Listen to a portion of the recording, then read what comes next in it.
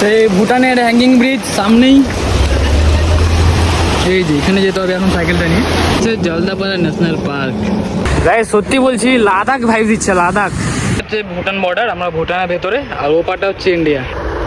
ওটা ইন্ডিয়া, এটা ভুটান। এই ফ্ল্যাগগুলোতে লেখা থাকে Om Mani Padme Om. Just check this view out এইদিকে, আর এই দিকটা অসাধারণ অসাধারণ।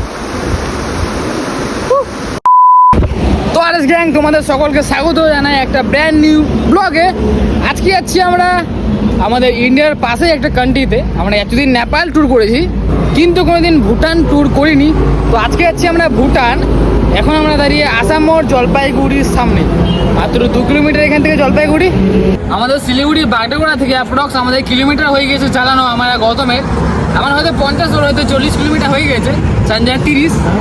এই সঞ্জয় তো জলপাইগুড়িরই, ওর কিছু হয়নি এখনো, 0 তো আমাদের মেন লোকেশন ভুটান।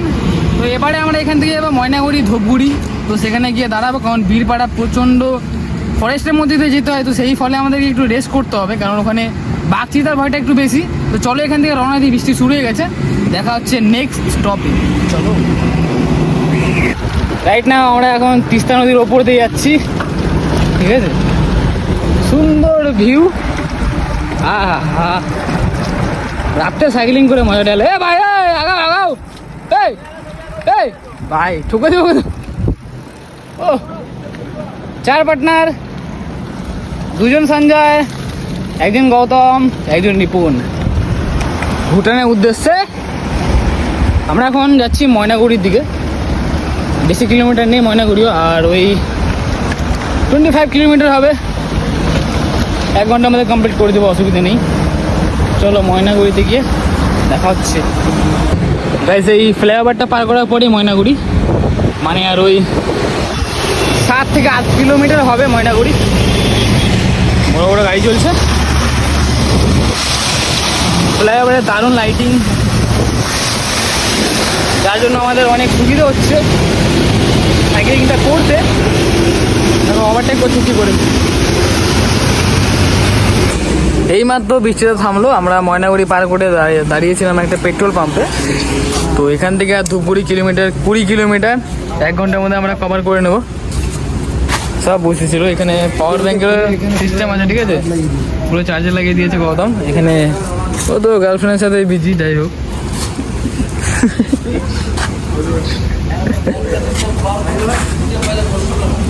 তো আমরা এখন হাসিমারা থেকে পেছনে আছি, ওই অ্যাপ্রক্স 50 কিলোমিটার আসছে।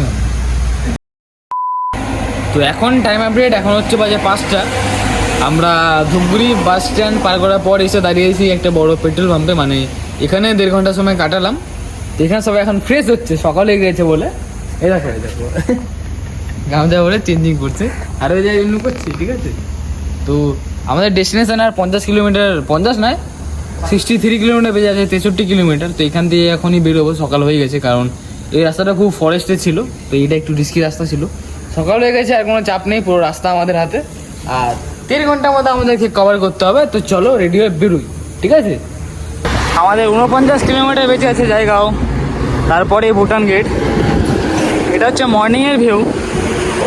এই দিককার সুন্দর ভিউ দেখো, কৃষিকাজের ধান খেত এগুলো সব।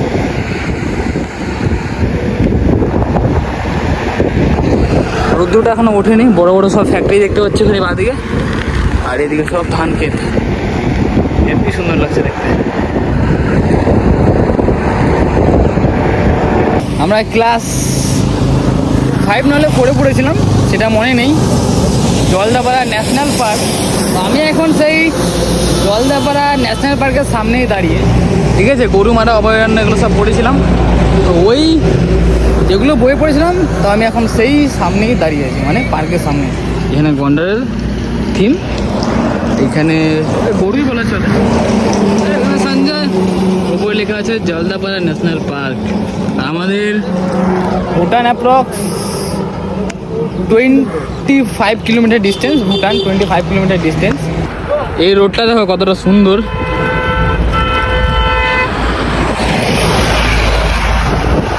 হাসিমারা 4 কিলোমিটার, তারপরেই 800 কিলোমিটার পরে জায়গা।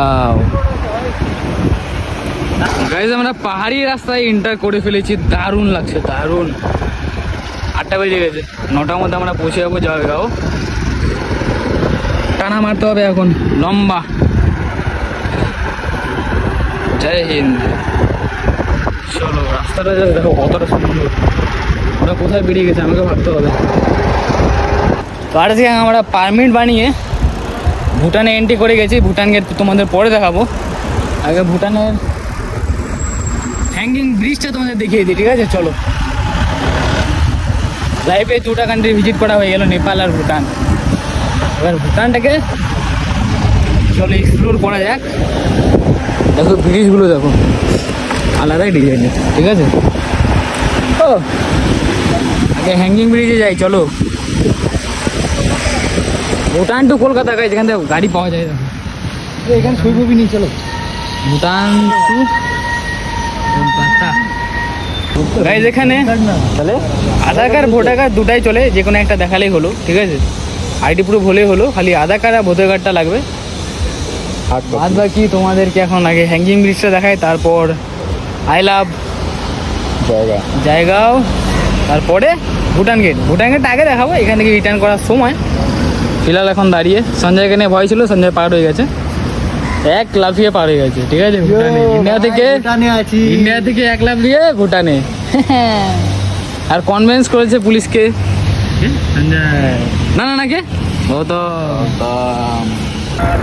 ডাউন হিলের মজা, এই যে ভুটানিজ কর দেখো, ও ভাই সাহেব।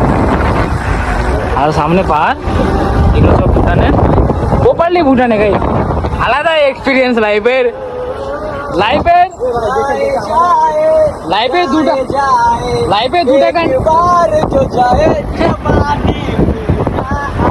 আমাদের সবার লাইফে 2টা কান্ট্রি ভিজিট করা হয়ে গেল, নেপাল ভুটান।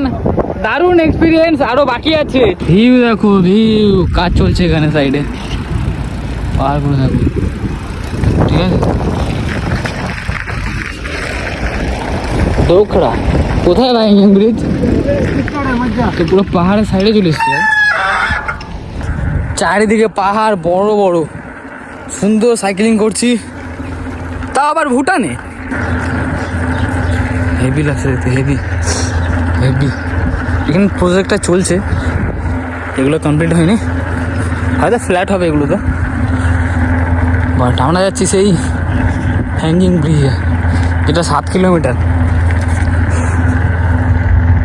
পেছনে গৌতম আছে, এন্ট্রি করতে আধার কার্ড ভোটার কার্ড দেখালেই ছেড়ে দিচ্ছে। ছেড়ে দিল আমাদেরকে, একটু রিকোয়েস্ট করলাম, ঠিক আছে? বাট কেমন লাগছে ভুটান দেখো, কমেন্টটা বলো।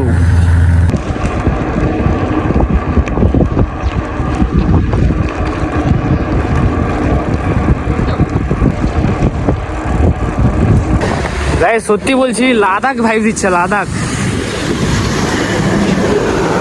সুন্দর সুন্দর পাহাড়ের সাইড দিয়ে রাস্তাটা, গাড়ি ঘোড়া চলছে, আমরাও চলছি। এই দিকটা দেখো এত সুন্দর, আর এটা কিন্তু একটা নদী আসছে, নদীর দু সাইডে পাহাড়, দু সাইডে না, চারিদিকেই পাহাড়,